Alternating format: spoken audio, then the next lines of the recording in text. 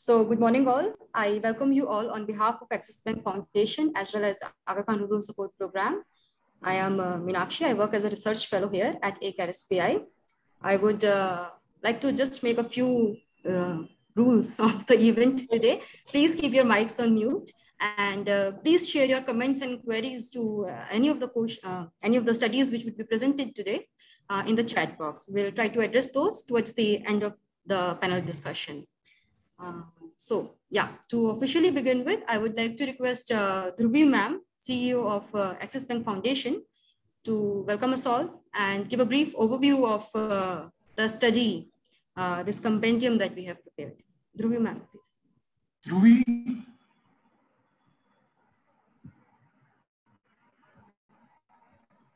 Dhruvi, your view is vertical. Now? Now it's perfect. Okay. Sorry, I am. Okay.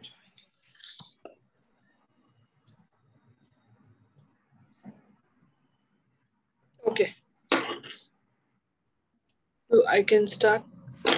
Okay, a very good morning to everyone present here today, participants, our panelists, and the contributors to the compendium.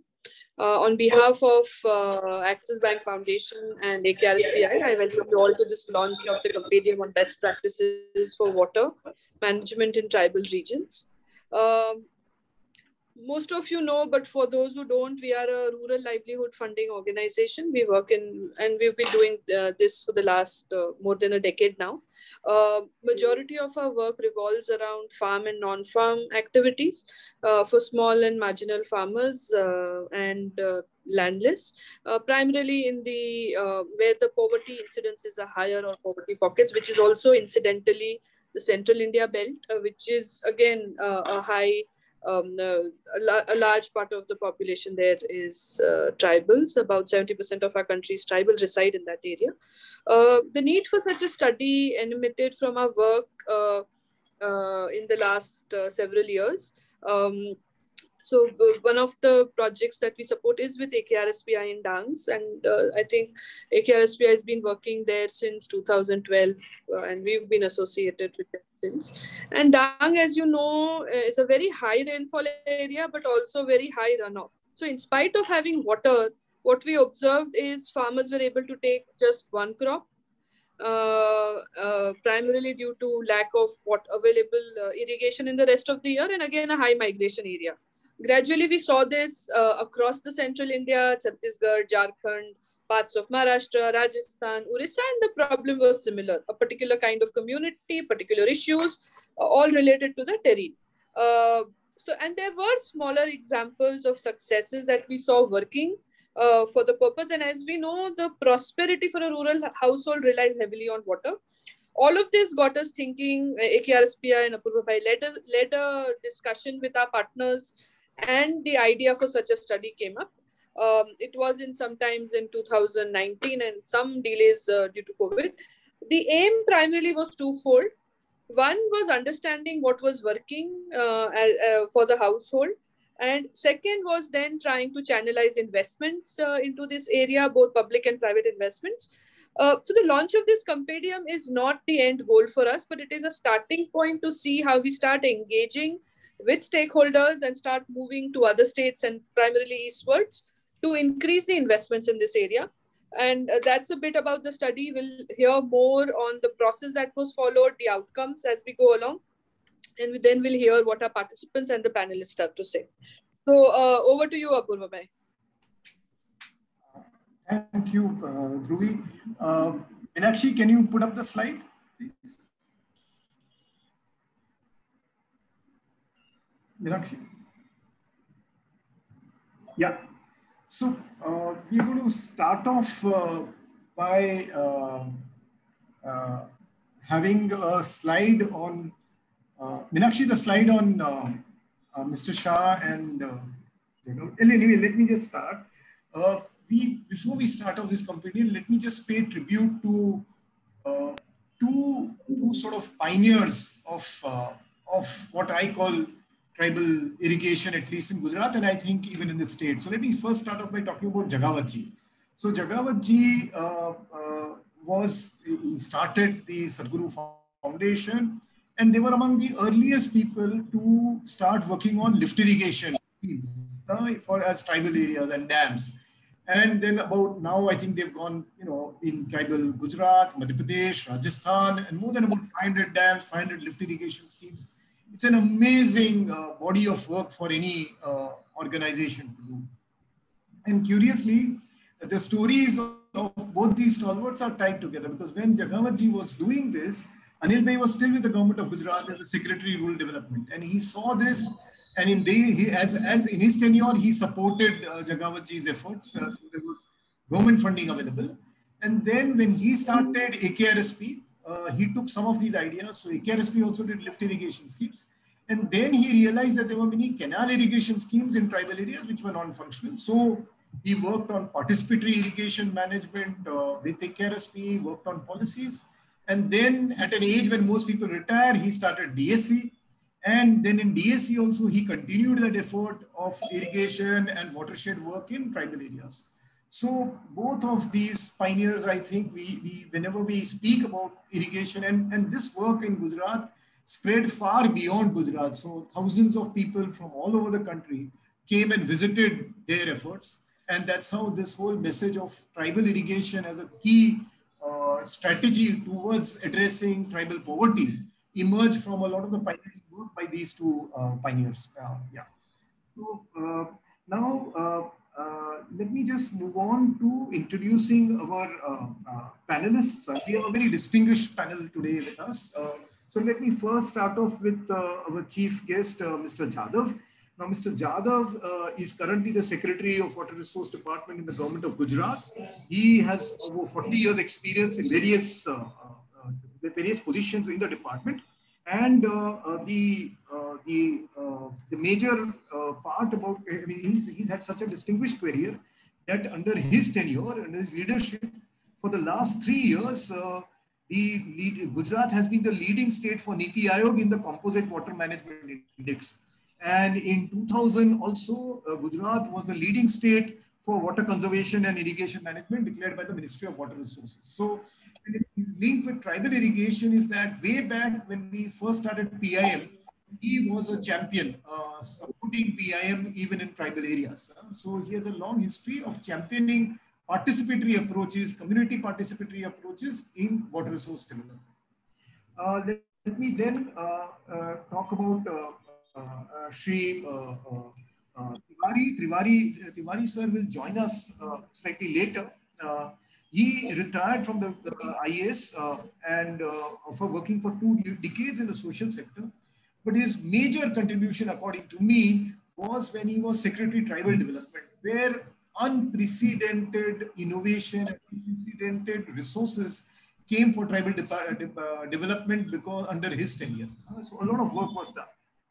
And currently, he is both adjunct professor at IRMA. He's the chairman of Shroff's Foundation Trust, and he's also a managing trustee at Sadhguru Foundation. So he holds a lot of, he's deeply interested in tribal development because both these organizations are deeply embedded in tribal development. Then let me move on to Mr. Ashok Khoster. Most of us know him when we started our development career. He's been a pioneer who founded, then was the president, and now the chair of this amazing organization, Development Alternatives. He's pioneered actually the concept of social enterprise. He's right now also, he's got a lot of international positions. He's the president of IUCN, which is actually the world's largest alliance of conservation agencies. He's the co-president of the Club of Rome. He's co-chair of a resource panel set up by UNEP. So he is on many distinguished bodies. But what I think the major reason value add is that in the whole sphere of social enterprise, he's been a pioneer of mainstreaming the ideas of environment and development in our country. So he's played a pioneering role there. Can you hear me or hello? Can you hear me properly? Yes, we can hear you. Yes, we can hear you. Yes, we can hear you. Listen properly. Then let me move on to Dr. Sanjeev Hansalkar. Sanjeev was my teacher at IRMA. Then he worked for a long time with the Tata Trust, and he's now the founder of the Vikas Animation Foundation, which is a very unique research foundation, which funds, researches very unique issues.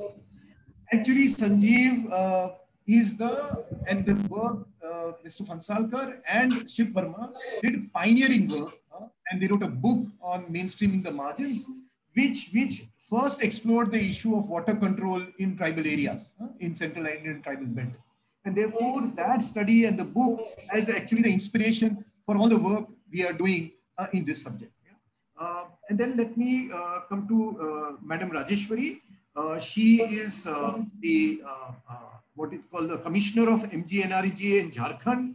She's worked in various positions in very remote districts of Jharkhand and has been a water champion. She's visited Israel. She's represented India at the World Water Week at Stockholm. And when she was a DM Dumka, her district was declared the second best district in water conservation in the National Water Awards. So she's done a lot of work.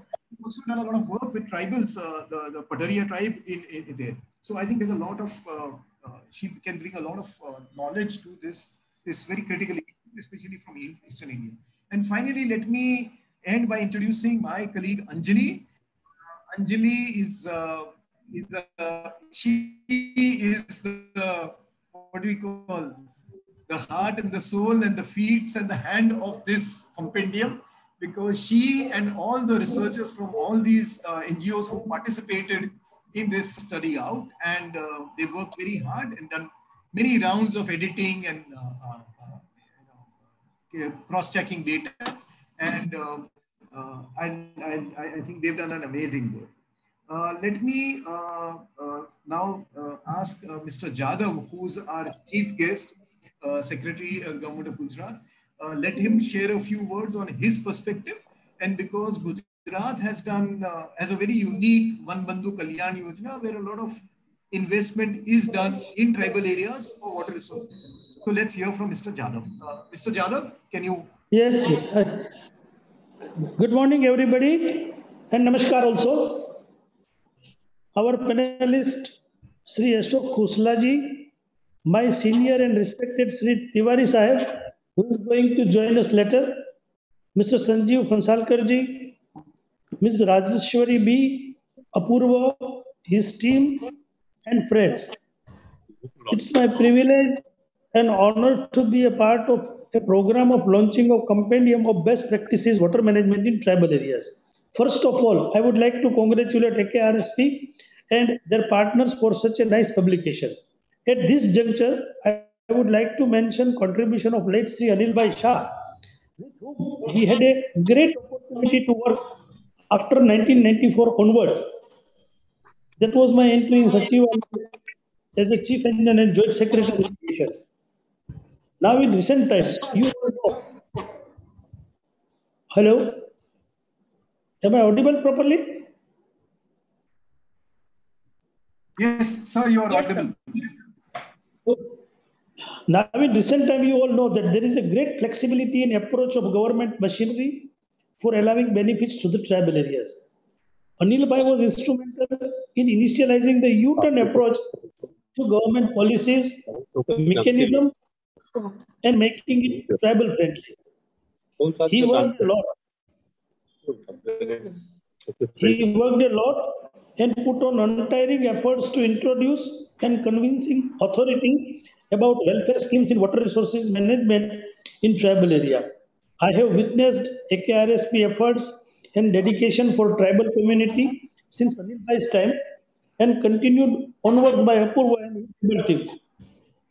I think the book Best Practices in Advancing Step Toward Uplift of Tribal Communities is suitable and most appropriate water management practices.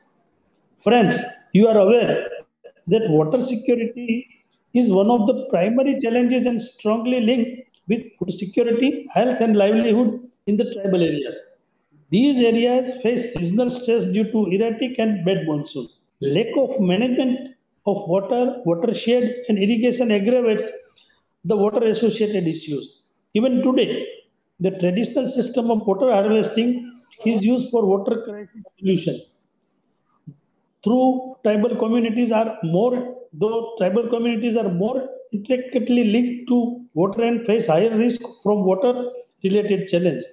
To evolve a solution that can be linked to involve like livelihood, we need multi-pronged approach involving the revival of traditional structures as well as creating new infrastructure for water conservation. Further, there is a need to recharge the groundwater in watershed areas, adopting increased water efficiency in agriculture through advancing water management techniques to conserve fertile soil and soil moisture.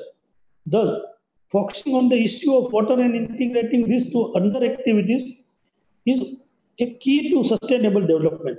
Hence, there is a high need to increase the system and opportunities that would ultimately lead to the better income generation and self-sustenance for tribal communities. Aga Khan Rural Support Program, Axis Bank and Axis Bank Foundation and other NGOs have played vital role to influence policies for enhanced water control and management by tribal communities.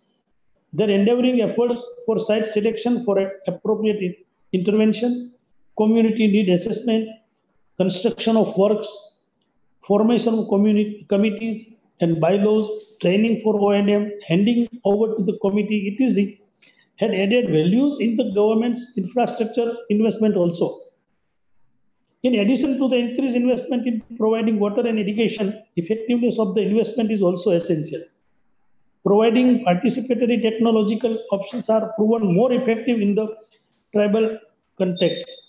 The compendium covers various best practices adopted in different tribal belts in detail and includes comprehensive details for diversion-based irrigation system, spring-based water supply system, integrated natural resource planning and under Manrega, increasing power of stream for stabilizing rainfed kharif, participatory canal irrigation management, series of check dams and lift irrigation schemes, people-led water security planning, participatory groundwater management, rehabilitation of traditional tanks, etc.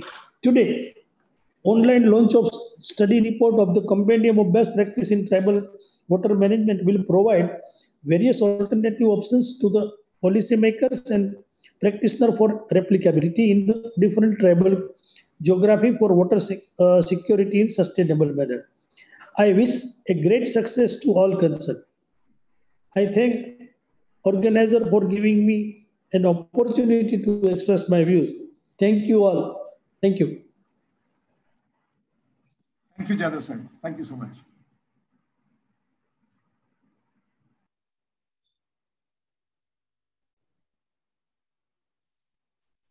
Meenakshi, shall we ask Anjali to come in and launch the study? Yeah, so before asking Anjali to officially present all the case studies that we have covered in this compendium, I'll just ask all of us present here to officially launch the case study, the compendium. So we have prepared a short video in lieu of any interaction that we could have had in reality. So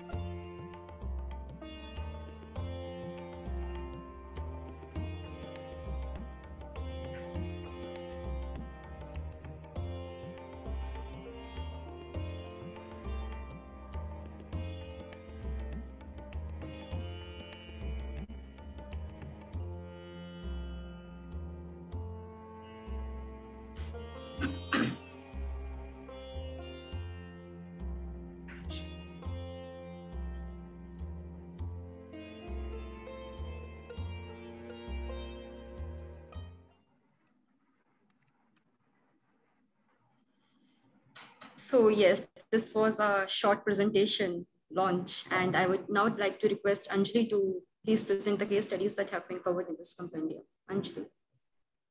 Thank you, Meenakshi. Thank you, Apurva bhai, for the introduction. I'll just pull up the presentation.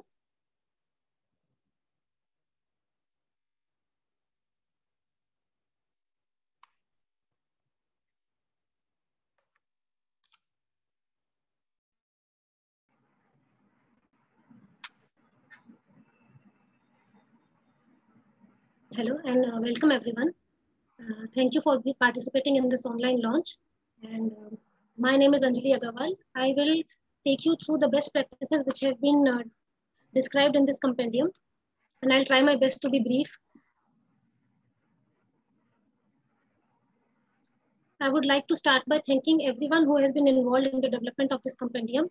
This compendium is the result of collective efforts of many, and a lot of people have provided their inputs and their efforts and time to making this compendium possible. Thank you all for providing the efforts and time into making this possible.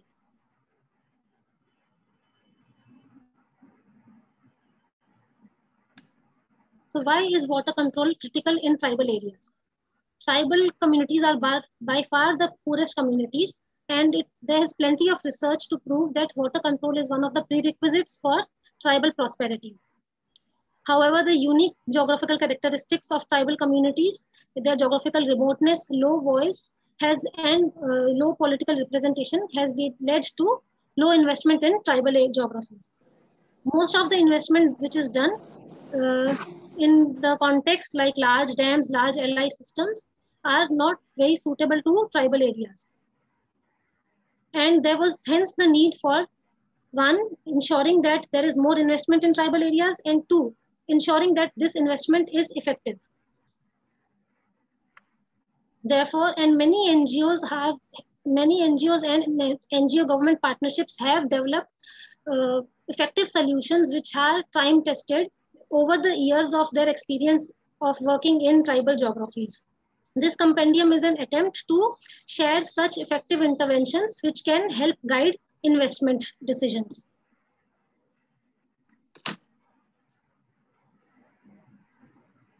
I'll briefly introduce the Central Tribal Belt. The Central Tribal Belt is a contiguous patch spanning the belly of the nation, and it covers over 8 states. It houses 70% of India's tribal population, and it has medium to high rainfall. Despite this fact, irrigation access is low. Primary livelihood is subsistence agriculture, mainly rain-fed kharif, which is followed by migration for wage labor.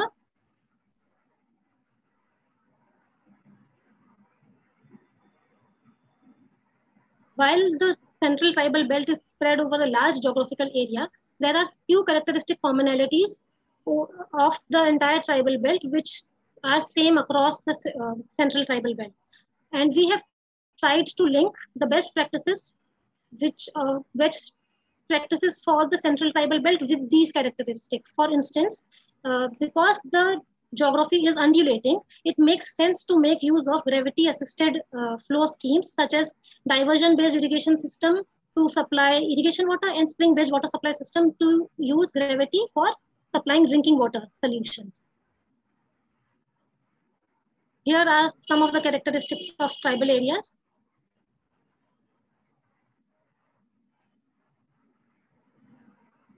The subsequent slides will detail the best practices which have been covered in the compendium. Diversion-based irrigation systems. This is a traditional method of water harvesting which has been developed by communities themselves and is operational in undulating geographies for centuries. What diversion-based irrigation system is basically diversion of a stream and using the diverted water to irrigate agricultural fields through the medium of mud channels. AKRSPI implemented this intervention in Badwani and Khargone districts of Madhya Pradesh, and they implemented a improved version of the traditional system. They developed a tank at the diversion point, and from there, through the medium of pipelines and walled outlets, water was supplied to agricultural fields. The key learnings of AKRSP in implementing DBI were that the site selection plays a crucial role. So the elevation difference, the difference between the elevation from the source to the end outlet should be sufficient to allow for gravity flow of water. Another learning was that the selection of the right stream is important.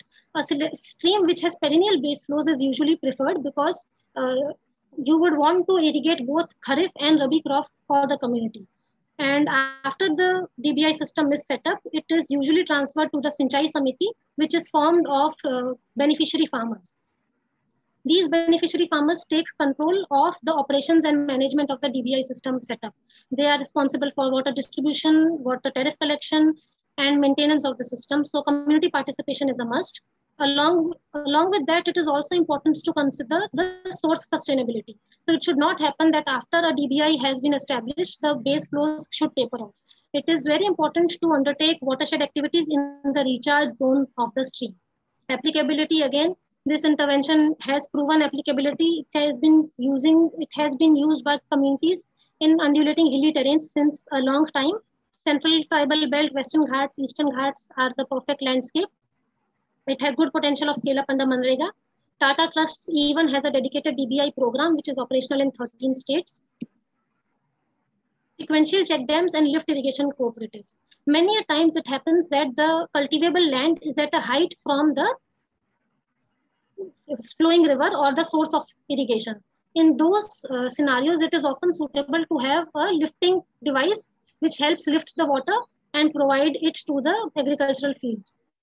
Sadhguru developed an interesting intervention in Dahod in 1975.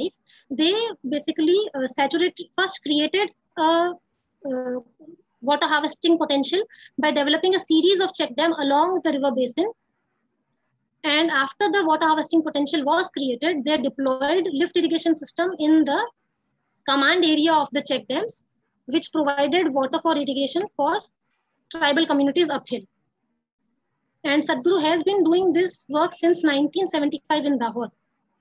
This has led to the creation of more than 200 check dams in Dahod itself, and leading Dahod to become one of the most best irrigated districts in the state compared to one of the water scarce district earlier.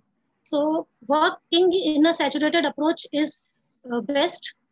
As it is a high cost intervention, it requires good collaboration with the government. Sadhguru successfully routed government funding and tribal department funding for construction of check dams and lift irrigation systems. After the lift irrigation system is established, it is handed over to the lift irrigation cooperative, which is formed of farmer beneficiary communities. So it is basically up to the beneficiary community to manage and operate the lift irrigation system.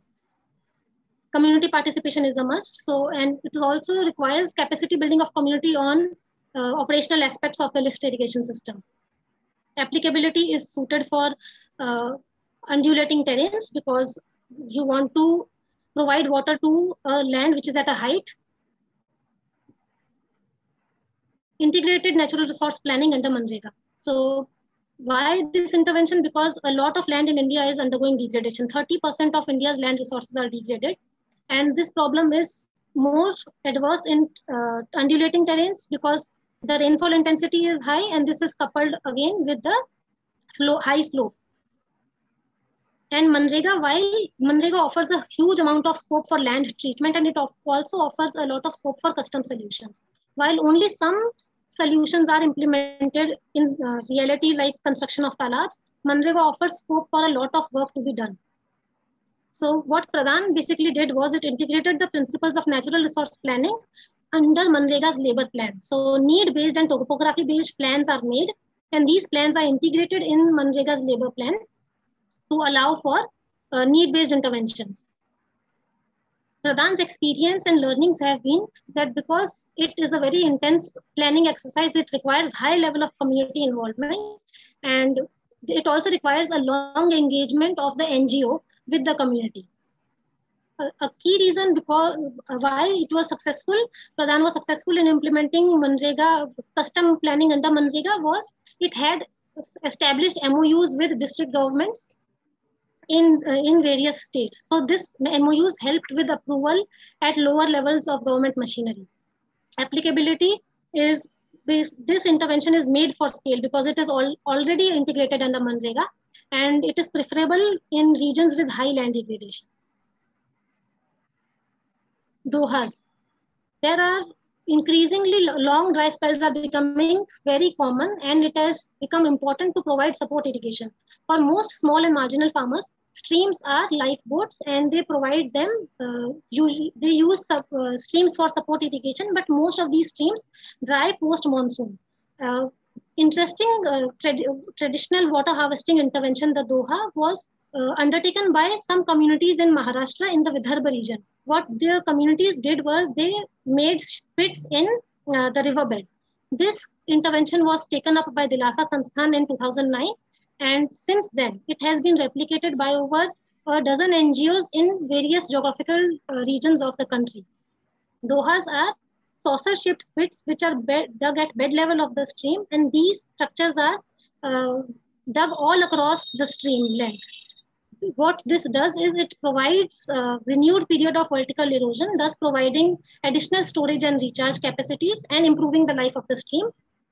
It has been seen that post the implementation of Doha, the streams which used to dry post monsoon now have water-based flows in them until the end of February.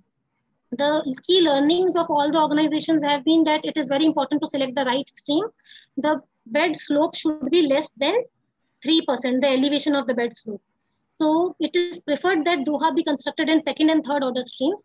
But ASA, an organization which works in Madhya Pradesh, in tribal districts of Madhya Pradesh, it implemented Dohas in first order streams in tribal hilly districts, and it was successful. It took care that the elevation difference was less than 3%, but yes, it was also successful in first order streams. Community participation is needed for sustaining Dohas because these Dohas are built in the riverbed. So siltation is natural. It is very important that the community who is benefiting from the Doha also periodically desilts this Doha. For this, ASA has involved farmers in water user groups who are directly benefiting, and these water user groups are responsible for desilting.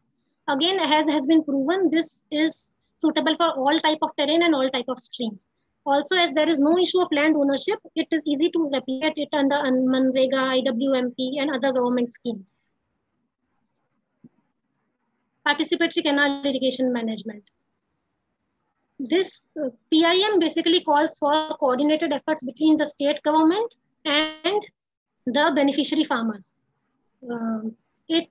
Basically the state irrigation department is responsible for providing the irrigation infrastructure, and the farmers are formed under a water user association, and this water user association is responsible for water distribution, water tariff collection, minor canal repair work.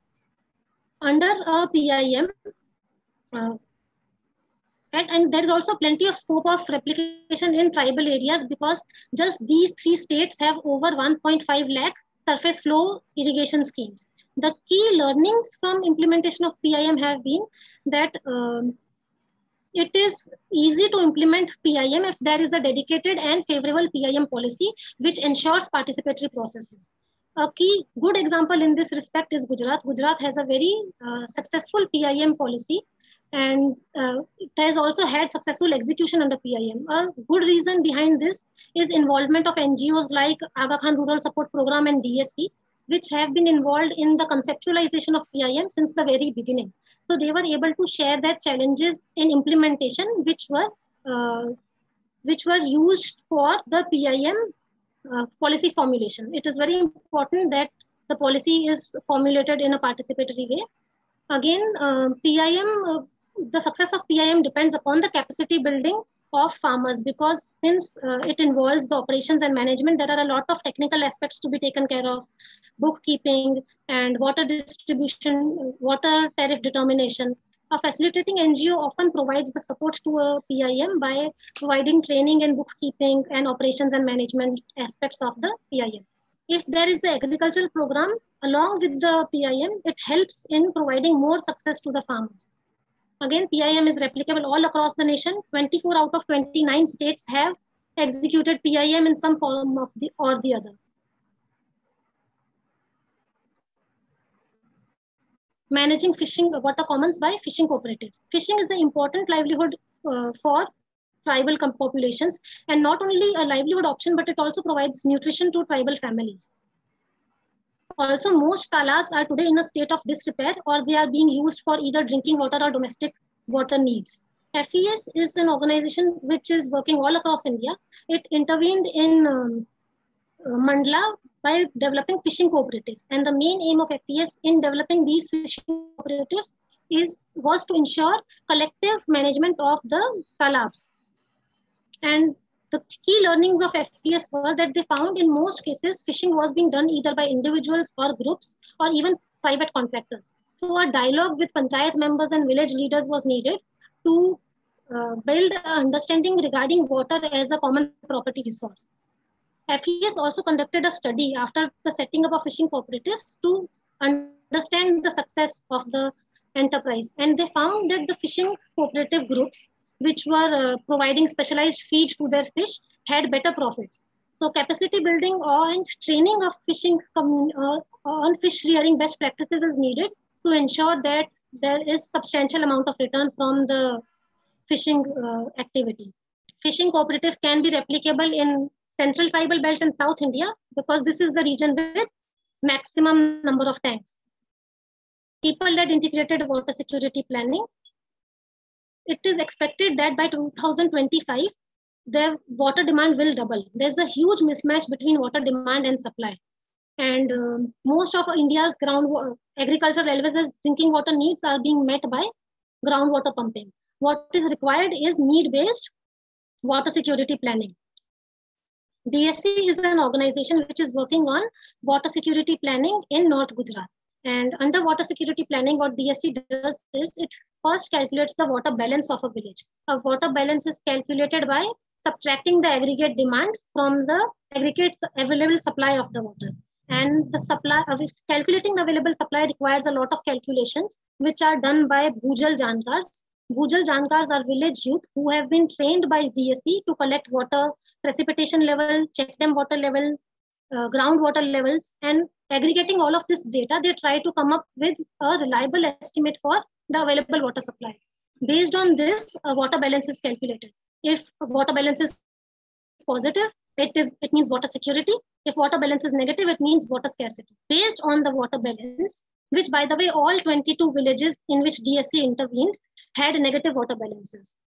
A water balance security plan then, on the basis of the result, a village community collectively decides what intervention should it take to improve the water balance of their village. The key learnings of DSC from this exercise were that the community has finally developed an understanding and they are viewing groundwater as a finite resource as opposed to something which is freely available and endless. Also, because this requires transfer of complex geohydrological concepts, a long engagement is must between the NGO and the community. DSC took almost 4 to 5 years to develop the water security plans for 22 villages. Also, the implementation of water security plan, because the water security plan talks both about supply side interventions and demand side interventions, it requires convergence between government schemes and routing funding from various sources so that a village security plan can be implemented well. Applicability is across India. The only thing is the intervening NGO needs to have expertise on all of the geohydrological aspects. Rehabilitation of traditional tanks. There are many tanks spread across the breadth of the nation. There are over 15 lakh tanks. And traditionally, these tanks were built and managed by the communities. But and kingdoms used to only provide the funding required. But today, most of these tanks are in a state of disrepair. The area under tank irrigation is only 3%. Srijan and its partners initiated an exercise to revive tanks in Bundelkhand region. And since its initiation in 2018, the Biwal project has revived 54 tanks. The key learnings that Srijan has had the key learnings for us to take away from tank rehabilitation are that the biggest reason for tank decline is not because of the physical condition of the tank, but because of lack of community-led management. Many tanks have been revived by government in the southern states of India, but they have again fallen into disuse because the community is not being able to manage these tanks. Srijan and its partners understood this and they have involved the community since the very beginning in the tank revival process. And a big evidence to this fact is over 68.5% of the total project cost came from the community, and they were the ones responsible for transporting the silt from the tank site to their farms. After the tank is rehabilitated, it is given to the community for management and operations. Again, a huge amount of capacity building of the tank management committee is required. Applicability of this is in central tribal India and South India, because these are the regions with maximum number of tanks. Halma. This is the interesting tribal practice. Tribals are a homogeneous community as opposed to the hierarchical caste system, and it is hence easy to collectivize tribals. In fact, Bhil tribals, who are the largest tribal group in India, they advocate community action to solve problems. Shiv Ganga, a Jhabua-based organization, it came up with a strategy to use Halma to meet the to overcome the water scarcity crisis that the Jhabua district was facing. And the organization mentions that this solution came from the community themselves. The community suggested that we use the Halma to solve the water scarcity crisis. The organization has an annual Halma event in which close to 20,000 tribals participate every year, and they aggregate on a place to undertake the Halma. Based on these annual events, nowadays the community has started organizing their own inter-village Halmas, and these Halmas are helping, the communities are organizing these Halmas to create talabs, to plant saplings. So they are doing a lot of work under Halmas. And one of the key learnings of Shiv Ganga has been that the community ownership of this solution is a crucial reason for their success. Shiv Ganga has adopted a strategy of involve and let evolve, and they have tried to let the community take ownership of the solution. Also, Shiv Ganga realized while implementing that Halma involved physical labor, and the physical labor was provided by the community, but it also involved designing the structures. Initially, these structures were designed by Shiv Ganga volunteers and engineers, but now Shiv Ganga has developed and trained over 12,000 gram engineers who are village youth from the community. And these village youth design these structures, and basically it encourages in them a more sense of ownership of the solution. This intervention is replicable in states with high Bhil presence. Bhil presence states are Southern Rajasthan, Eastern Gujarat, Western Madhya Pradesh, and Northern districts of Maharashtra. Spring-based water supply system. This is similar to DBI. It uses gravity flow of water to assist the spring flow from the spring source to household level. The cost of setting up this system is low. In fact, many of the states in the Midlands, the Uttarakhand, Sikkim, they predominantly rely on spring for meeting their drinking water needs. In a spring-based water supply system, a spring chamber is constructed at the spring source, and from this, water is transferred to a distribution tank, which ultimately transfers it to stand posts spread throughout the village, so the village can access water. The key learnings from this have been, it is very important to identify a correct spring source, and it is a good idea to consult village leaders in this respect, village elders in this respect, because village elders have the idea of the oldest surviving spring source. Also, source sustainability is very crucial. Nowadays, a lot of springs have been drying up. One of the program areas in which WaterAid worked, village elders mentioned that when they were young, they had plenty of springs in their landscape. But now the women have to walk 1.5 to 2 kilometers every day just to get to the nearest spring. So it is very important to ensure that recharge activities are taken in spring recharge zones. And a lot of good steps have already been taken by the government in this respect. There's a framework policy on spring revival, which is already under process. And the government of Sikkim is doing a dedicated program on spring revival called as the Dhara Vikas, in which the community and the government together dig contour trenches and are working on the revival of the springs in Sikkim. Well, with this, I come to the end of the best practices. And I'll just like to conclude by saying this document does not claim to be an exhaustive list of the best practices. There are many good best practices which can be taken up and be implemented in tribal areas. This is just an attempt to bring some of the best practices which we came across in our research. Yeah, and this is it from my side. Thank you, Anjali, for such a concise concise and informative presentation. So like Anjali said, this is not an exhaustive list, and we would definitely like to have your inputs on any other best practices, case studies that you might have in your mind. But before throwing the discussion open for that, we would like to invite our panelists to share their thoughts. And for that, I would first like to ask Dr. Ashok Khosla to please share his insights on the subject being discussed today. Khosla, sir.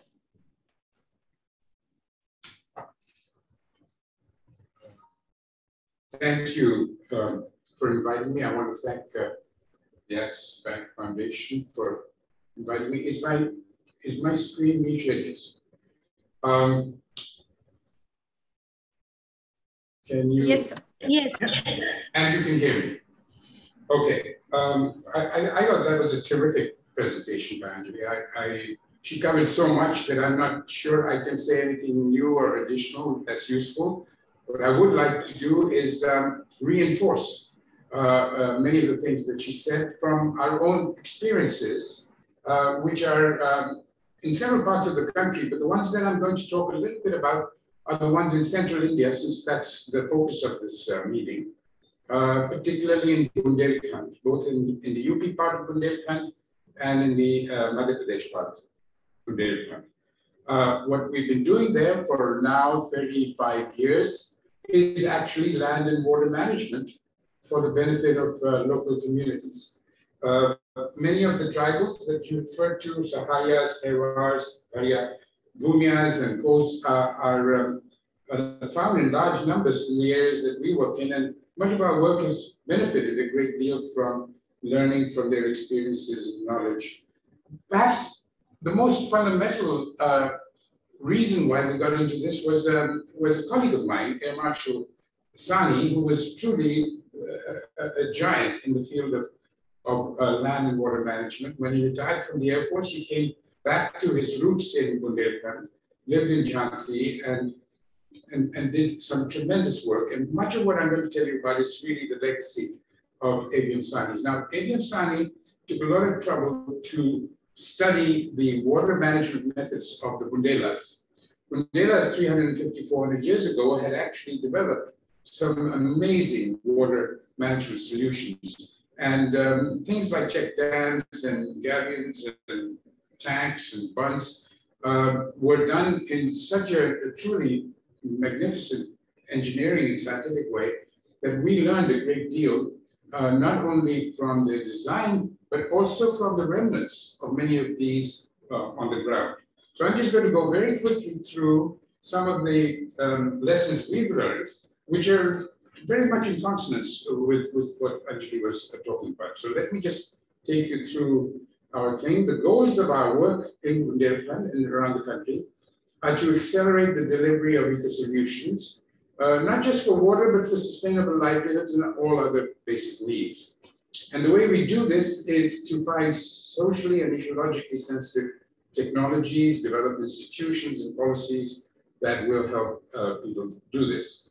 A lot of our work is about rejuvenating the natural resource base. And we do that with high tech, with the use of satellite imagery, with local information, and pretty well good, solid understanding of the type that the compendium has highlighted. And we've done a lot of work on check dams. Today, I think we've made more than 400 check dams and many more smaller structures. And these are for irrigation, for livelihood creation, for water services of various types. And they serve basically to regenerate the aquifers and do all the other things. But we don't only work with water harvesting structures in the engineering sense, we also work a great deal with rehabilitating the water cycles on the land through things like contour trenches, through cattle proofing, and so on. And these are very successful. This is an example of a purely natural regenerated forest. Within literally a year, you could see a major transformation and the impact of that is, of course, tremendous on water. Not only do we work with natural regeneration and natural ecosystems, but also upgrading village infrastructures, drinking water, sanitation, energy, etc.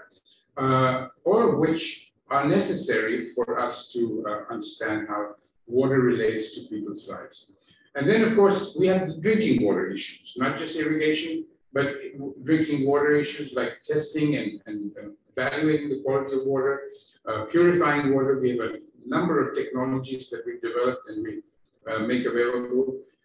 We've also started a fair amount of work on how to set up enterprises that provide water and sanitation services and make money, social enterprises of various kinds that essentially provide communities and households with the water they need. So this is an elaborate, as Anjali said, integrated approach. You've got to communicate the importance of clean drinking water and the importance of managing water for irrigation. You've got to do a great deal of work on making sure that people understand the basis of this. You have to inform policies above and procedures at the local government level. And we've had some success even in developing water supply enterprises as commercial ventures. So these are the kinds of things. Now I just go very quickly through what we do at Bundelkhand. Bundelkhand is at the very heart of our country. It straddles about six districts in UP and about 6 or 7 districts in MP. And it's pretty rugged. It's a very fragile ecosystem, very fragile economy. And we work there because we feel that this is a place which could benefit a great deal from applying modern science. I'm not going to ask you to read all the stuff on the right-hand side, but basically our work on water management and land and water management over the last 3.5 decades has led to, as I said, now the numbers are much bigger, around 400 or so check dams and varieties of smaller water harvesting structures. And these are done in such a way that they also conform to the needs of the farmers and their ability to improve their land and make full use of that water.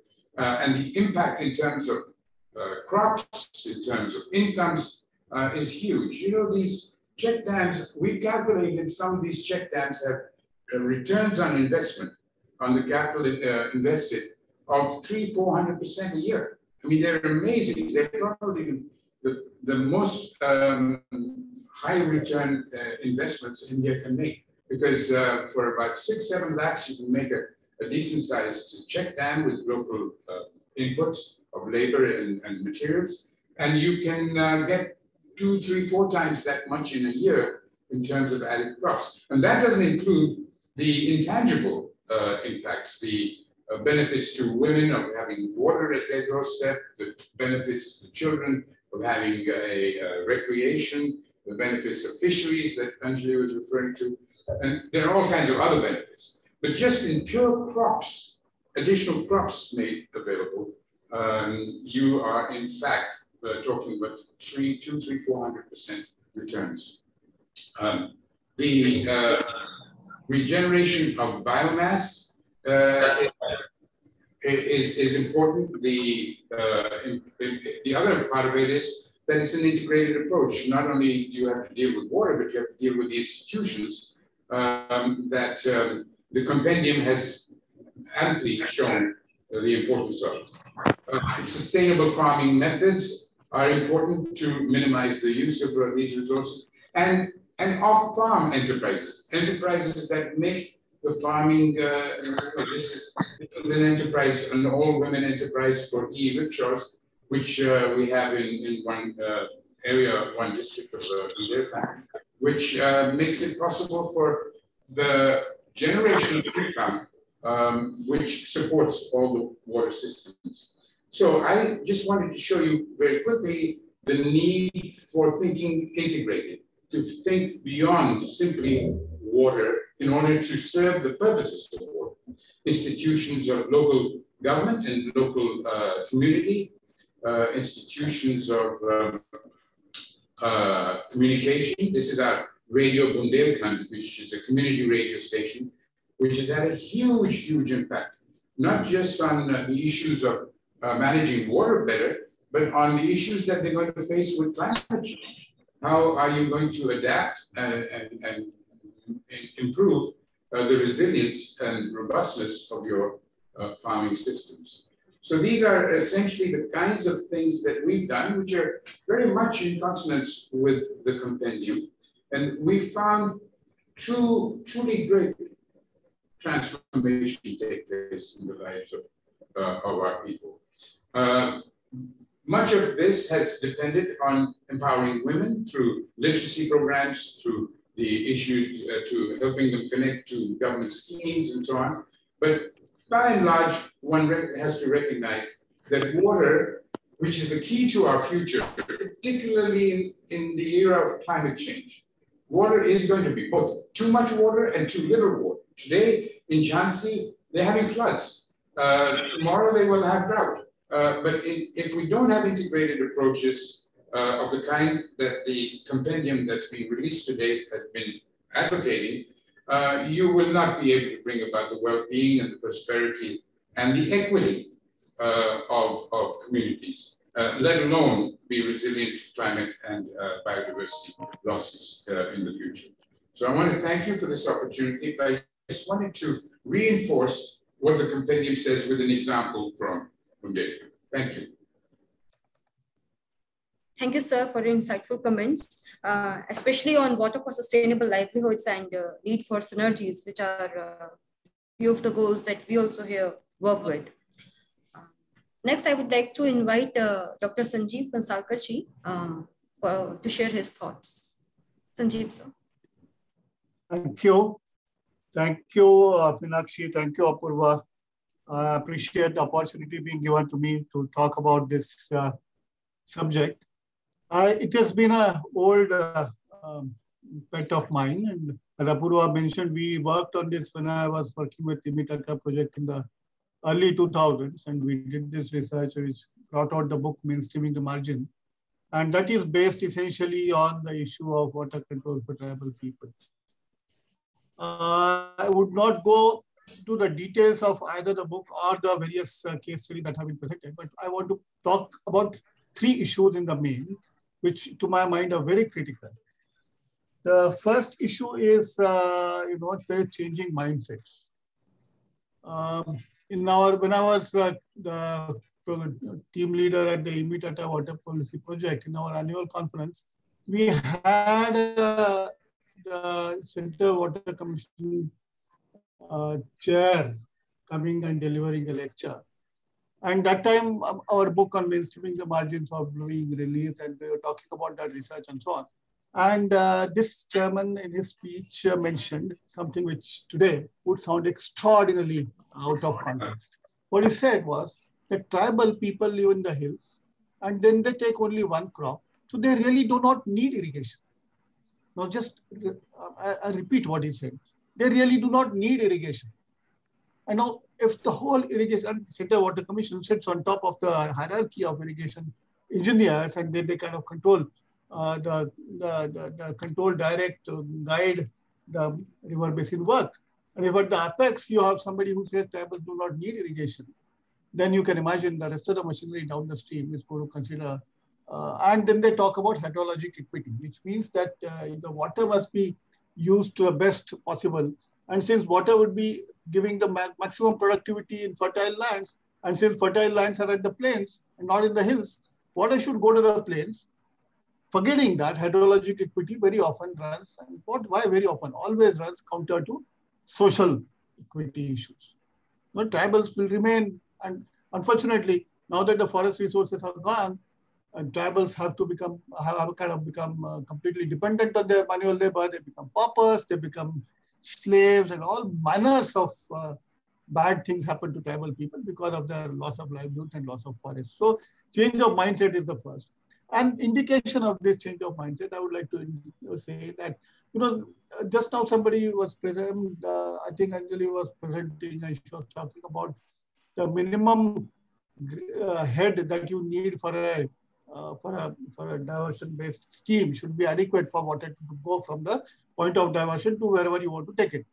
Now, in your own AKRSP, Anil Singh's project in Khaknar, where he had taken me, I think it was Khaknar, I'm not sure whether it was Khaknar or some other place, but barely 58 centimeters, 0.58 meters was the head.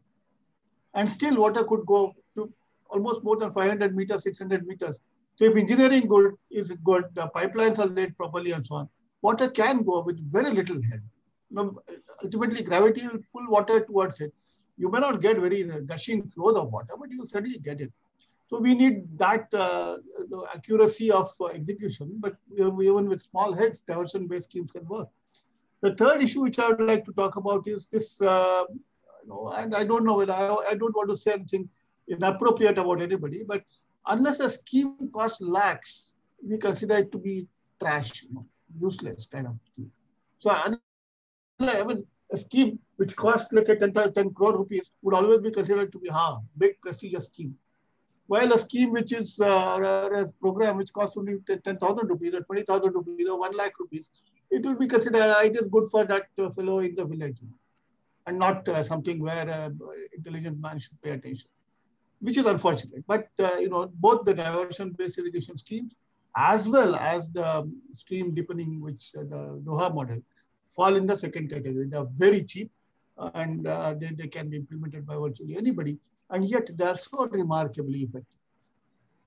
So we need to do this. So these are one set of issues.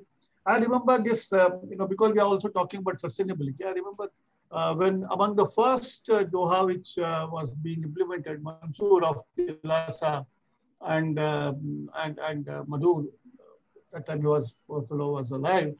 So Madhukar, they took me to this scheme, which they had named after Madhukar Rao Khadse, their guru, and another scheme they had named even. Now I felt quite embarrassed, but they had named it after me.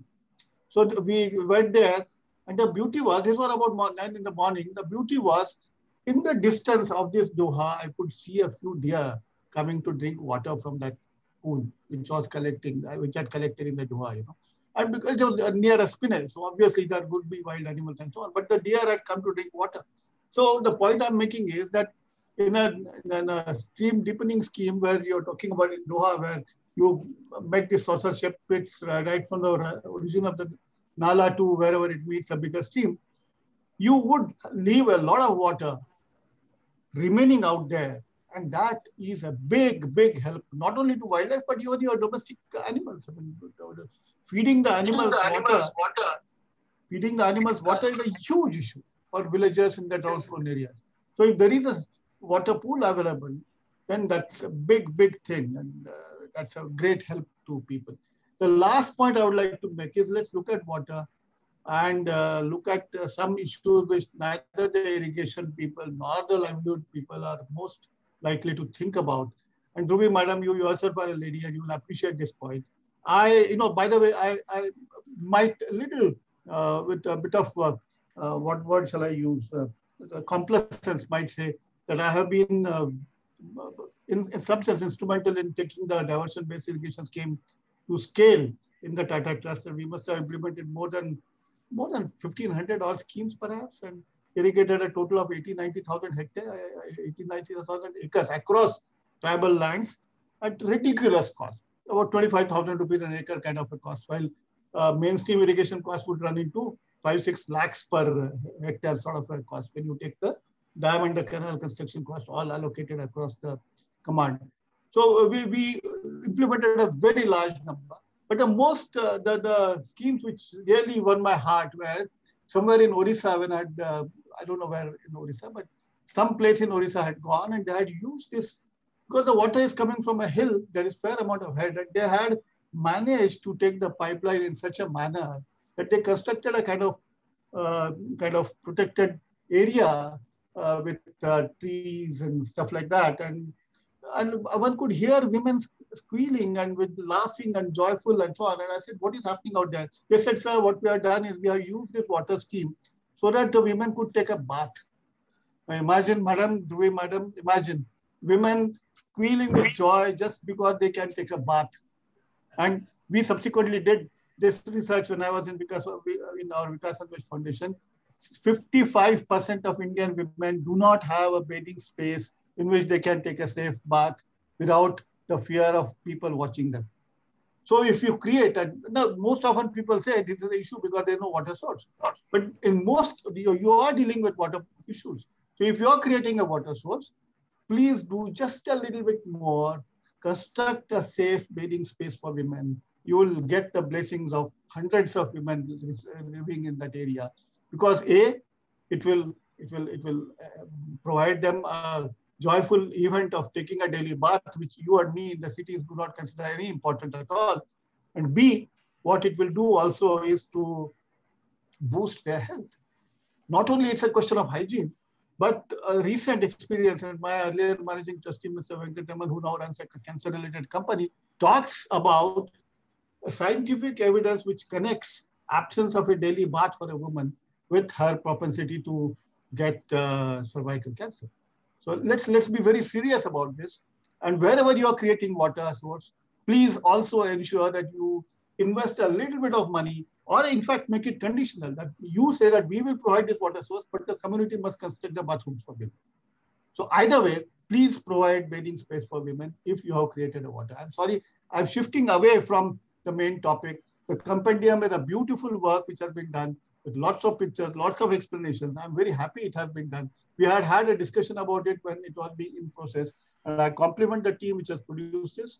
I compliment Apurva and Dhruvi madam for conceiving this project. Thank everybody again, and I'll stop here. Thank you. Thank you, sir. Thank you, sir. Though you said that मतलब कि gender पर जाके थोड़ा सा हम भटक गया, but I think gender is one of the topics and it's one of the perspectives that should be brought in whenever we are talking about water. And also thank you for such an informative overview of the issues with water management in tribal areas.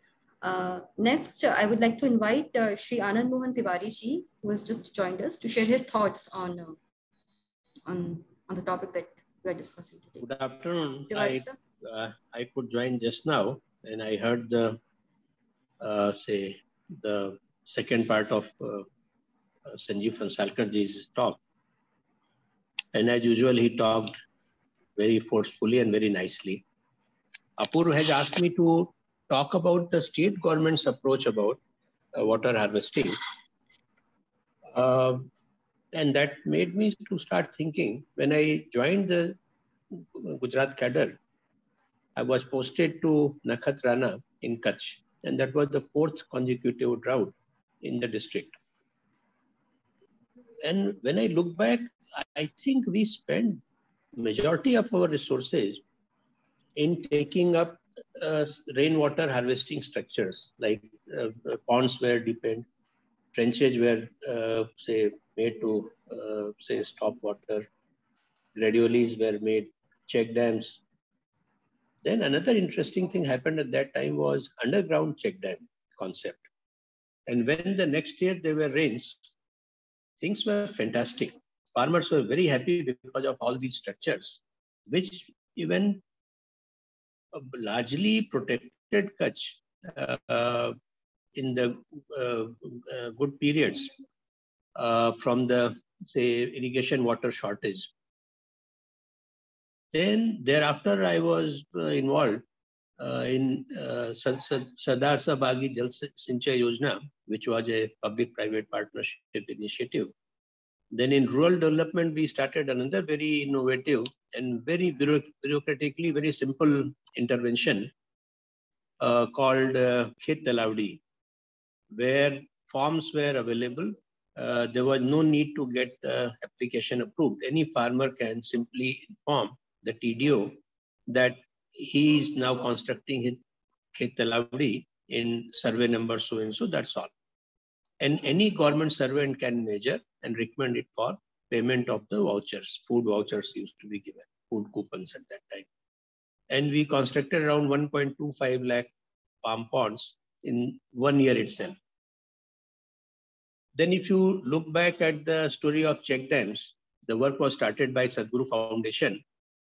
And once the finance minister of the state came to know, he visited the place And he immediately sanctioned a large number of check dams to be constructed, and that started the check dam revolution in the state.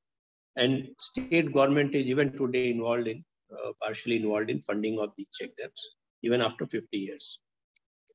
So there was another thing. If you look at the topography of Gujarat, all the major dams are in tribal area, but because of the gravity flow and the geography, the command area is in the non-tribal belt.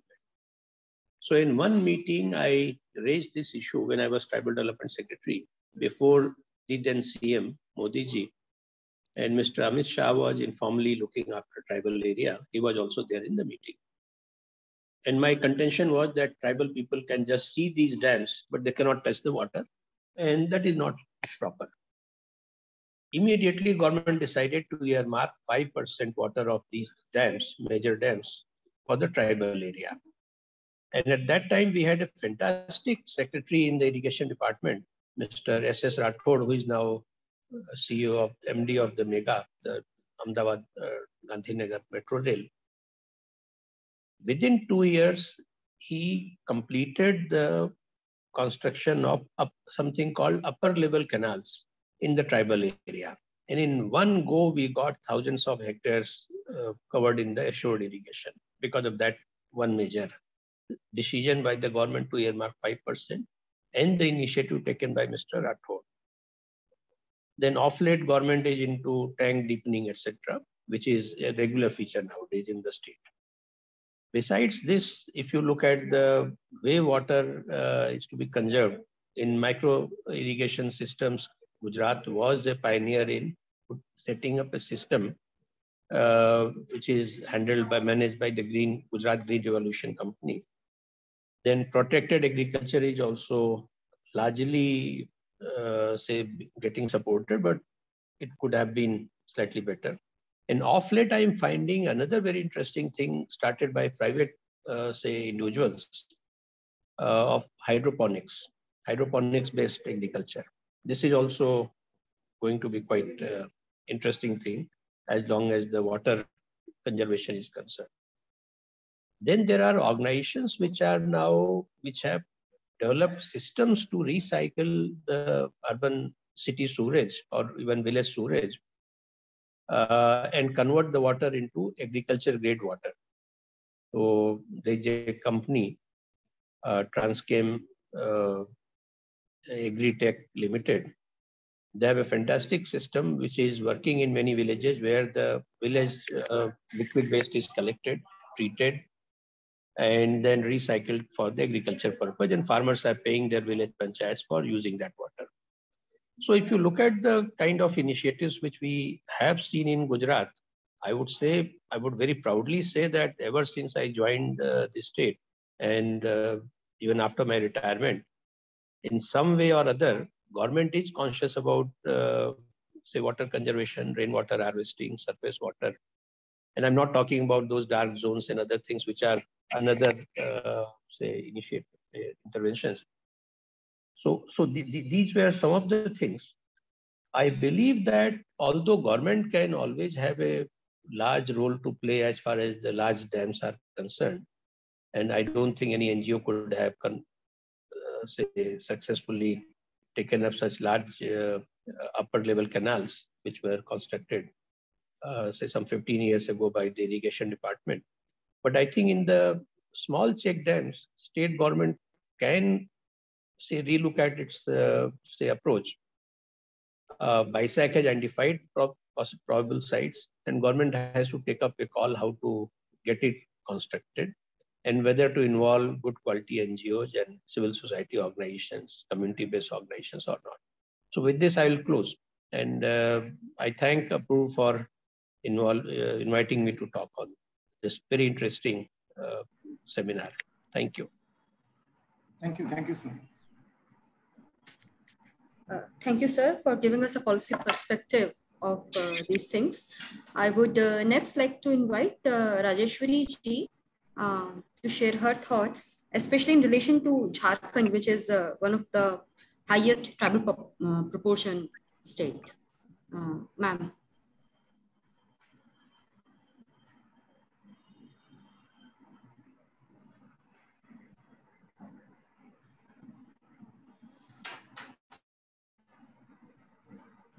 Good afternoon, everybody. First of all, I would like to thank you for inviting me to this webinar and giving me an opportunity to listen to the various methods through which the tribal areas are water scarcity issues and irrigation issues are being catered to. Jharkhand, also being predominantly tribal, has been actively working in the water conservation and water harvesting sector in the last few years. Especially through Manrega, we have had, I think, some phenomenal work happening. I myself have seen Pradhan in working in certain areas, and also the other Narega areas, the rural areas, where you can actually see there's been a drastic change in how, once there were wells which had no water, there was no irrigation facility. But today we are seeing that the Dobhas and the TCBs, after being created, the wells are filling up. So it's quite a heartening sight, and this webinar itself has been quite a learning one for me. And there are some really great initiatives that I think can be taken up even in Jharkhand. So far, we've been focusing mostly on Dobhas, TCBs, and wells. But the irrigation part itself, like channelizing that water or taking that water to the fields through some pipeline or other irrigation facilities, is a little lacking, where we have to on which we have to work on.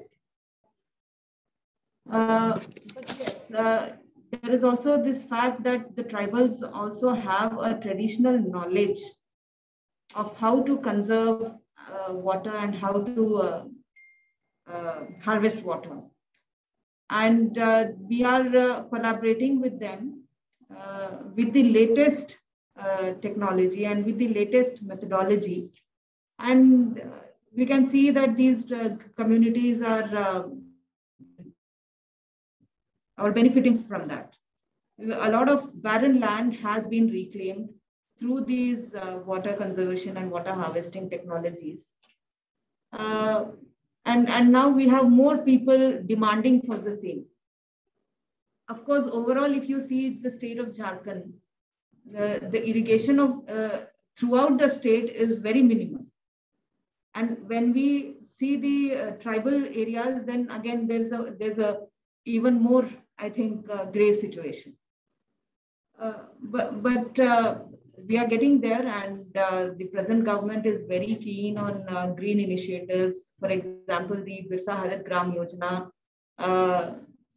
is been we've covered more than 2 lakh acres with plantations. And when we go for things like plantation, irrigation becomes a major part of it. So we are now combining, we are converging both plantation and irrigation. Earlier, we used to see that TCBs are being made, Dobhas are being made, but you see that the usage was very limited. But now we are converging, we are ensuring that the water that is being conserved or water that is being harvested is actually being utilized by the communities. And definitely, as shown in the presentation, community participation, I think, is most important for anything to succeed in the rural areas. We need the people to have some kind of ownership on the assets that are being created. We need to see how they themselves are able to decide what is good for them, what is not good for them. And this is happening right now. Moreover, we are also looking forward to the GIS-based planning that is happening through the Government of India and NREGA initiatives. we are in the process of empaneling CSOs for a GIS-based planning, where there will be studies conducted on where the water is available, where the water harvesting structure needs to be constructed. So I think planning ahead is going to be more beneficial for us. We do have areas, we do have villages on mountain tops. There are 20, 25, even 15 households. And even drinking water is a problem for them. So irrigation is the next thing. So Jharkhand is a challenging state that way. But there's been a lot of good work going on in the last few years. And when we talk about NREGA itself, or how many assets have been created in NREGA in tribal areas. So I think in the last few years, we have completed nearly 2,18,000 structures of water harvesting and water conservation. These include dobas, these include wells, these include TCBs, and we have many more of them going. We have around 70,000 ongoing. So definitely there's been some stuff going on, but I think where we were lacking was in planning. But now we are planning, and we are involving the communities, and those communities that have benefited, they have now set an example for the others to come forward. We have seen a great rise in demand for wells and for water harvesting structures in the last few years. So definitely now people are seeing that recharging the water table, harvesting the water is taking them way forward, a long way ahead in agriculture and in other things. Barren lands where mango plantation has been done, and now there is mixed cropping going on. So people are seeing this change happening. So there is a rise in demand, and at the same time, the way we are going for GIS-based planning in villages, community involvement, I think it's a very, optimistic way ahead. And I'm happy that we do have institutes like Aga Khan, which have done comprehensive work in this. And I'm very glad that we are having a platform where this knowledge sharing is happening. And I look forward to these, getting these technology know-how and other things into Jharkhand through Pradhan and through other agencies which are working. So I hope that there will be a greater collaboration between us so that we can address these issues in tribal areas and empower these communities to a better quality of life. Thank you. Thank you so much. I think these your comments of how Jharkhand itself is now increasingly moving itself using in NREGA, GIS-based technologies, etc., to do more systematic planning is extremely encouraging. And my colleagues on the chat box are saying that Jharkhand, in this whole compared to other states, one of the unique things it had this Yojana Banao Abhiyan, where CFT projects helped in watershed plans. So I think there are some lessons from Jharkhand which other states also need to learn about. I think if I just have to summarize from all the panelists, what is emerging and what Phansalkar started off with, and Mr. Khosla also talked about, and Mr. Tiwari, is that one is that there is that there is now the state and the NGOs are actually coming much more closer than they were maybe a decade ago in addressing the unique problems of Jharkhand, of the tribal communities. I think that is a trend which we are seeing. Of course, there's more to be done, and amongst the higher technical people, the need to have much more mindset change is, of course, there. and we need to work more on that. I mean, in a way, Mr. Jadhav is a refreshing example of the whole different mindset many chief engineers and secretaries of water resources have these as they apply context-specific solutions. So I think this is the second issue, of course, is that community participation. Everybody is now agreeing that it is a key, both for the designing and for the sort of post-management. So I think these lessons are, I think, now emerging, and hopefully we'll get more ideas as we go on. I'd like to now ask all the other participants to share their thoughts. I know that there are, for example, Kalul is there, if he's there from Orissa, or Rajesh from Jharkhand, or Mohan or others who can talk about the MP experience, because we've not been able to get people from all the various states where this is being done. So I'd like to open up this this whole seminar and get other participants to join in. Kalul, can you start off?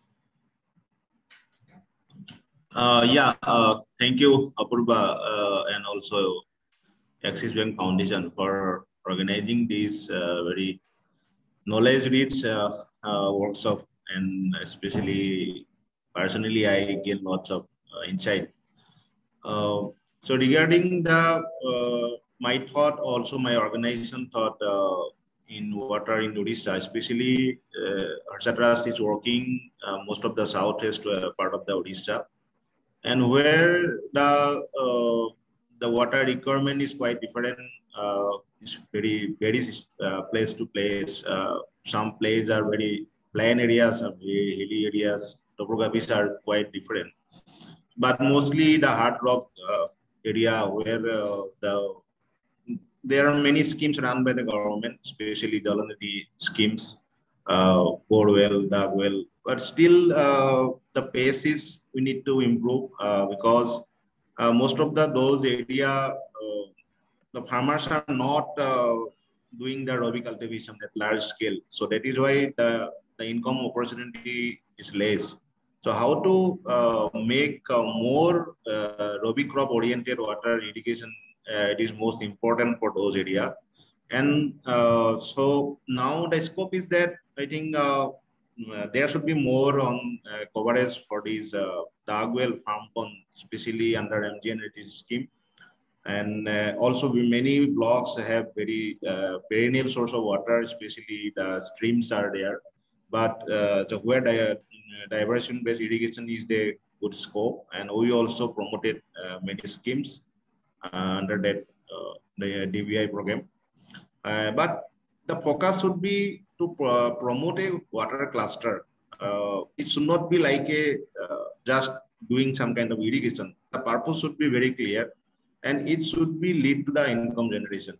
So it will be very place to place, and what crop actually we want to grow, and that should be very clear. And what I have listened from the Jharkhand team, that the systematic approach is actually quite important, and that is required, because it is not to create digging a borewell, or it also comes with that how do we effectively utilize the water, and it should be sustainable, and the conservation should be the key. Minimum water, and also not that we have water if we utilize it enough. So what kind of new technology, kind of drip irrigation, and even the crop diversification is quite essential here. And also, if I say about some overall Odisha, there are very large water basin, river basin are available, but still it is not effectively utilized. So we need to also make a plan around those, so that especially the coastal part of Odisha can be benefited. And also there is scope for introducing renewable energy in case of utilizing the water, extraction of the water. And I think these are a few areas what we have thought should be implemented here. Thank you, Kalul, so much for giving us the Orissa perspective, because even there, tribal poverty has been substantial, and irrigation is a way forward. I'd like to sort of put the floor open And maybe Rajesh, Mohan, anybody else would like to come in, or anybody else from the audience, if there have any comments, any questions, please. Apurva, this is Ashish. Can I come in? Please, Ashish. Okay. Okay, first of all, thank you, AKRSP and Axis Bank Foundation for organizing this. I think it's a very timely launching and bringing back the agenda of water conservation, and that too for the tribal areas is a very relevant and pertinent subject for today. Few points. Is that, we are talking about tribal land and water conservation. I would like to add one more element. Let us say small farmer and tribal farmer and water conservation, because these are all very tiny farmers with average about 1 acre or less than 1 acre. If we move towards the eastern part, it is even less than 1 acre, productive land for agriculture. And there is no second thoughts that unless this small, tiny piece of land is cultivated at least 2 to 3 times in a year, there is no future for agriculture. I mean, we have absolutely no doubt about it. And that 2 to 3 times of agriculture is only possible when there is access to water, access to moisture, and the crop can be cultivated only because of that. So access to irrigation is a necessity if we want to connect small farmer, tribal farmer, and the economy part. So it is just not possible without the access of irrigation. Be that even in this area that we are talking about, and also in other parts of the country, there are ample proof that even with 400 to 500 millimeters of rainfall or even less, cropping intensity can be as high as 200%. So we just have to reinforce that point, that just by saying it's a semi-arid or arid irrigation or it's not possible is probably not, it's a myth. Third is that, very rightly said, that government, NGO alone cannot solve this problem, and government's interventions is required. All these interventions that were projected through the compendium, they need government interventions. And after the NREGS, I think there is infinite resources to do it. What has not changed in all these years, that if you want to do water conservation, there has to be a system behind it. There is to be a design behind it. You just cannot do it abruptly. And nature has given us this system, basically told us that, you have to follow this. And what is that? It's a basin. Your basin can be watershed. Your basin can be small watershed. Your basin can be macro watershed. Your basin can be river basin, all this. But you just don't forget about the basin approach. You just have to take that. Unfortunately, in the NREGS, we have been talking about it since the beginning of the NREGS, that please plan well, bring the watershed concept in your plan, make it a centrality of your plan, and then implement it. Your net output or the outcome would be much, much higher than doing it abruptly. We are constructing dug wells, thousands and lakhs, without even considering that whether these dug wells will be recharged enough to do irrigation. All dug wells will run dry, like what is happening with these tube wells. So again, I think if we want to do it as a water movement, and small farmers, prosperous farmers, if that kind of agenda, if you have to promote, watershed using the NREGS money is the central. Bringing planning in the NREGS is the second important thing. And if we don't do it, our results will be very, very fragmented. Even 25 years down the line, we'll be discussing the same thing. And with climate change issues becoming, more prominent, I think our problem will be even more. Yeah, that's what I wanted to share. Thank you. Ashish, thank you. Thank you. Very good insights. The need for a basin approach and doing things on a plan rather than just doing things without a plan and then 3 years down the line suffering again. I think that's a very good point. Anybody else would like to chip in, please? Rajesh from Pradhan and Mohan. Yes. Hello. Yes, Apurva bhai. Sorry. Yeah. I think Rajesh has started. Rajesh, please Yeah. go ahead. Okay. So, few things I would like to add. Already good perspective of what Jharkhand has done, and I also have written something in the chat box that actually Jharkhand has shown very good example of how government CSO can jointly work together and kind of impact it has created during your CFP project. And in fact, Pradhan got the opportunity to work with government of Jharkhand in past also under a special associate program IWMP, and currently also in mega watershed project. So and kind of experience that we have got in the last 20-15 years is that one is that many people are agreeing to this, that collaboration and collaborative effort is quite important for large scale change in the state. Second is that particularly for Jharkhand, but Madam has already mentioned that it requires reach to valley treatment approach. But Ashish also has a few seconds back, he mentioned that unless reach to valley approach and the treatment is made in a watershed approach, in integrated natural management approach, so things won't give desired result, the intended result. So only dug well won't serve the purpose. You also need to ensure that there is recharging, and then you discharge, take out water. So reach to valley approach, in fact, in Jharkhand, we have this undulated hilly mountainous topography. In the hilly region, it is settled by largely your PBTG group, who are very most of the poor people settled up in the hill. Then followed by rolling topography, where largely settled by your tribal. And then you have the plainlands. So in the in the hilly region, it requires a treatment like spring set development, DBI, diversion-based irrigation, plantation, and also some kind of change in cultivation, in the shifting cultivation being adopted by the community for pulses and other crops. So that needs to be ensured. In the rolling topography that already Jharkhand has taken up large-scale orchards. So for the last 4-5 years, under Manrega, large number of orchards being created,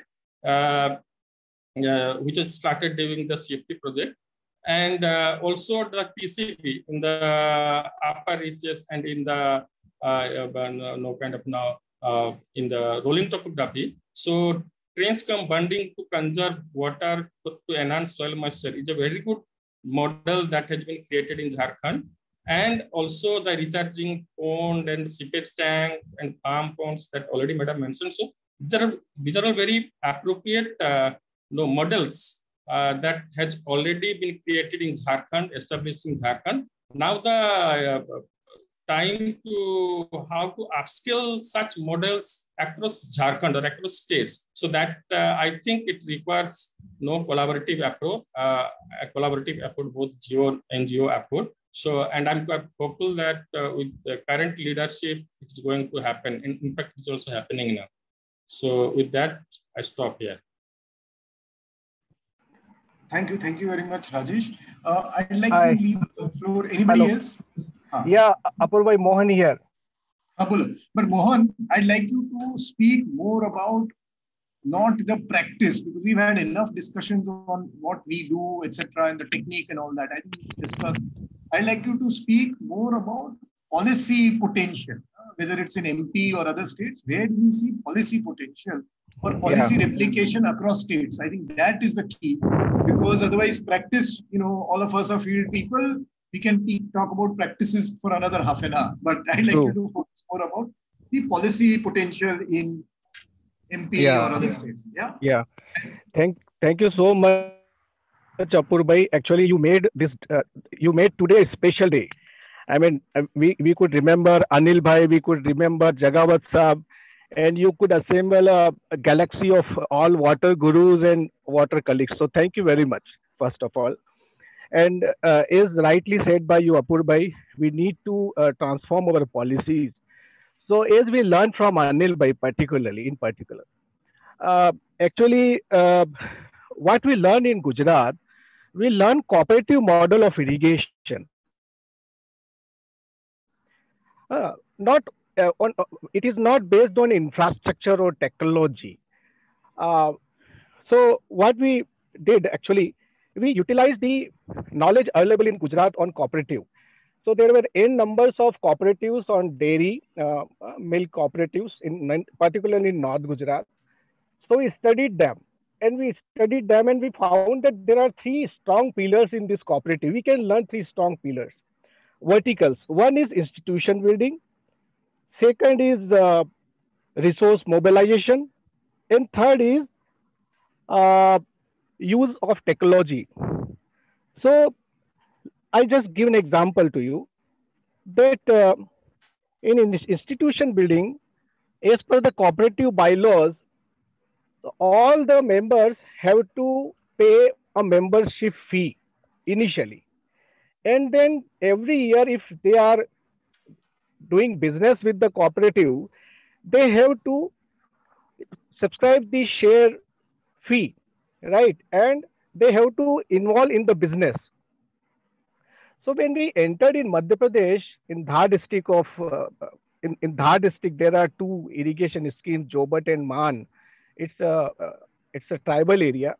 So we arranged several exposure visits from there to Gujarat, and immediately the tribal farmers learned that unless we start charging membership fee and the annual operation and maintenance service charges, will not be able to run, our irrigation systems.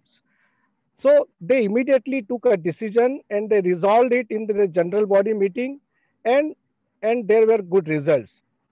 There was a momentum in the meeting. There was they started taking collective actions because they felt that we are a part of institution. Earlier the WA was formed through this legislative approach. All the farmers said, they participate in the voting electoral process. So there was no cohesiveness, there was no inspiration being an institution.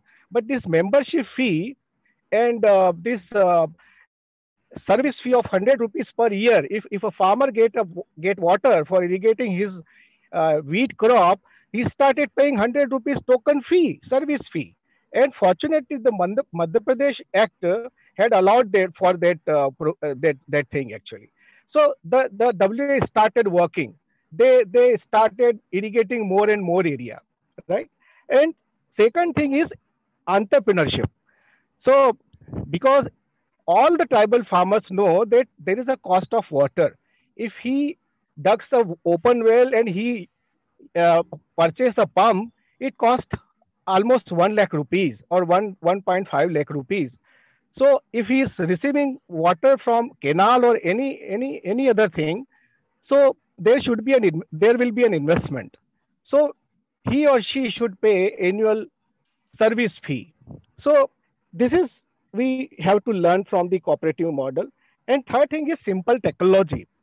So nowadays we are talking about GIS system, all this. It's good actually.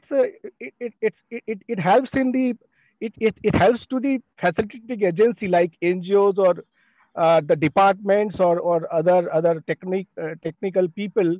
But as far as community is concerned, I mean, it is not useful for them.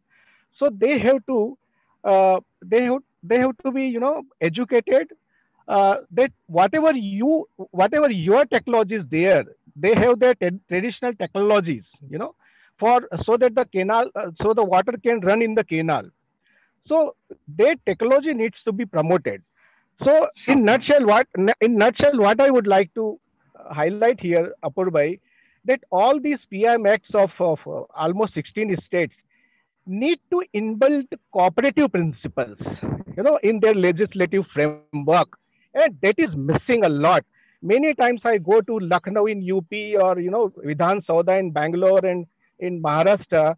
So people say to me that no, cooperative is okay. It was successful in Gujarat, but it has not been successful in other states. But my argument is every person on this earth has a seed of cooperative in itself, itself. So we need to cultivate that. We need to garner that, and all these policies needs to be reviewed and have to incorporate cooperative principles. Thank you very much. Thank you, Mohan. I think we are reaching the end. Mr. Reddy, you have raised your hand, so if you would like to make a brief comment, and I think then my colleagues have a poll to conduct, so then I'll ask them to do that poll. But Mr. Reddy, please.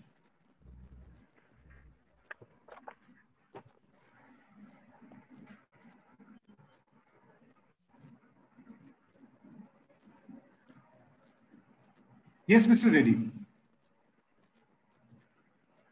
Sir, you're not audible. You're not audible.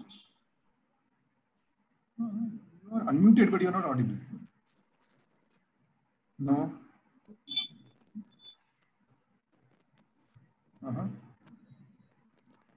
So we can't hear you.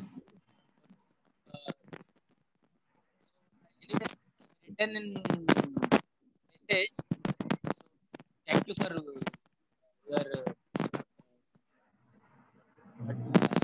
workshop. I participated.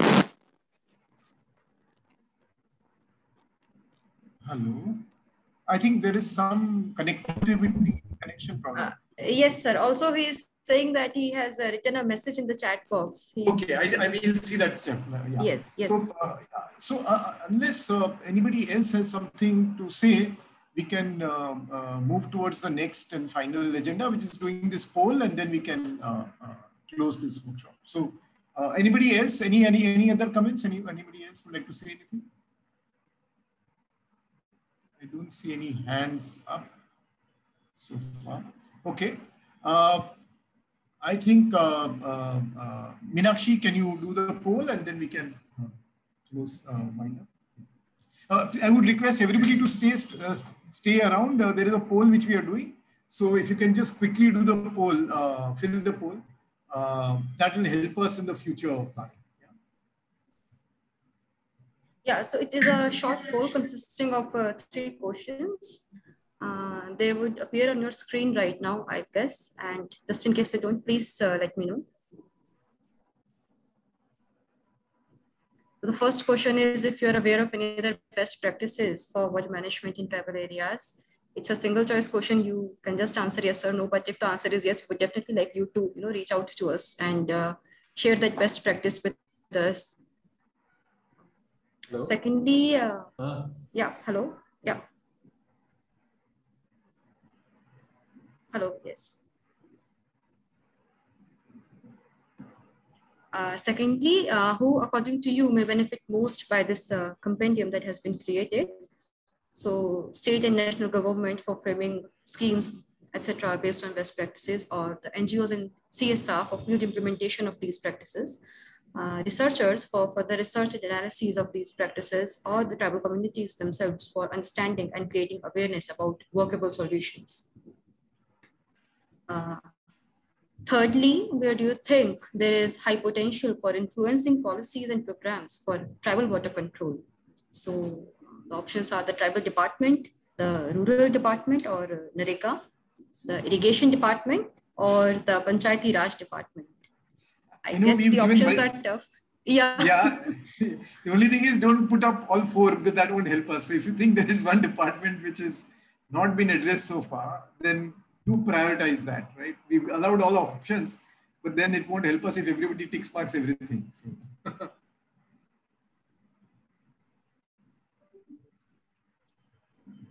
Please submit the answers, the responses, as soon as you have marked.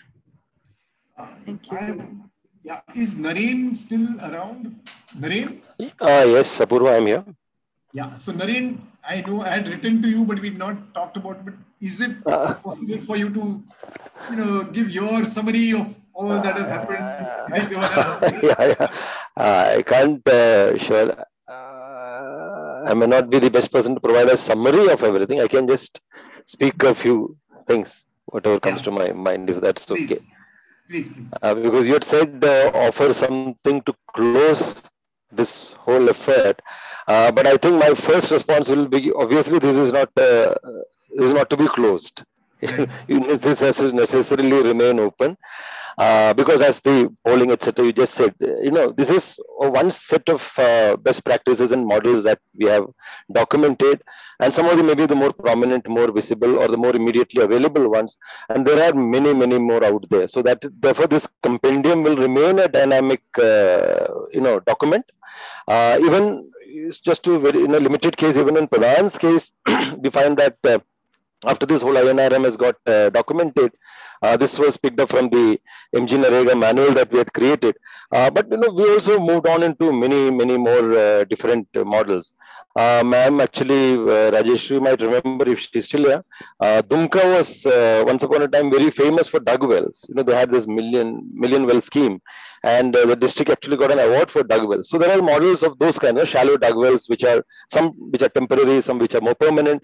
So there are many more models of dobas, hapas, and different shapes and sizes of these structures. So there are many more. Therefore, first thing I would say is this is not to be closed. This is to be maintained. And so more and more of these models need to be documented. Second thought I had in my mind was, I think your part A will be more towards that. What I have in mind is, this need to be not just the documentation of what of the schemes, but how are they actually now bringing back a totally different paradigm of water conservation and, efficient and effective utilization of water, and how the tribals are actually teaching us many new things in terms of more judicious and efficient use of water. Therefore, we need to do some studies, a lot of research, impact studies. Sanjeev spoke about how it had much more positive benefits to the women in the community. So the gender impact, the impact on the non-landed people. So there are many more varieties in which this whole idea of water and tribals can be looked at, and also from the climate resilience perspective. Because that is a big issue that is we are facing today. So impact studies, research studies, comparative studies between policies, which I think we had mentioned some time back. Different states have different ways in which they've used state resources. So how can we look at how Gujarat is used, or how Jharkhand is? The Commissioner ma'am is herself here. So how Jharkhand has used resources, or how Gujarat is used, and how looking at all together, how do we really come out with some kind of set of sample, because many of these schemes are national schemes. So how do we actually use these schemes to the best benefit in order to create a good model? My one final thought would be, when we speak about tribal communities, and we've been in this area, Pradhan has been working in this Central Indian tribal area for now almost 40 years. So our own realizations have moved on from, we also started our interventions in water with purely micro lift irrigation schemes, which was kind of an antithesis in those days, about 35 years back, to the very large state-dependent, humongous schemes which never anyway worked. So the large irrigation schemes versus, we kind of created a totally an antithesis to the whole large schemes, to some micro schemes, which irrigates 20 acres, 25 acres, 40 acres. So micro schemes which was totally in the control of the people, and the communities actually had a total say on what the source of water, how the water is used, and what they wanted to use the water for, etc. So shift from but we had started work on lift irrigations and water for irrigation. From that, we moved on to land and water, to natural resource management, to now integrated natural resource management, which has got a very livelihood focus. So we now are talking about a much more integrated livelihood focus to the tribal communities, where water is one of the very important source. But there are many other natural resources which are around them, which the tribals have traditionally been using. But unfortunately, as Sanjeev said, they have been driven out of those resources. So now they are kind of limited with some kind of very unproductive land.